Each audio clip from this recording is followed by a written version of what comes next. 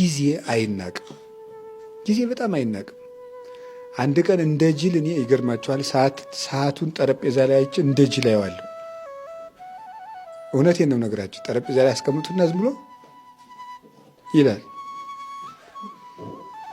ዝም ሰሬ ብዬ ነው የማየው ማለት ነው። እሱ ዝም ብሎ ይዛል። እኔ የምተኛበት ጊዜ አለኝ።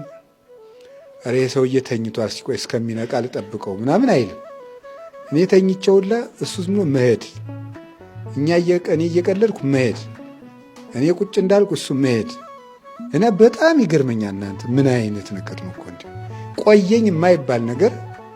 በጣም ከዳተኛ ወዳጅ ጊዜ ነው። ምን ጥሎ መሄድ ደክሞታል አይል። አሁን ጓደኛ እኮ መንገድ እየሄድን ከደከሙ ና እንጂ አንተ ብለን ቆም ብለን እንቆየዋል።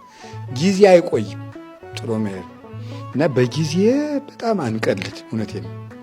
በጊዜ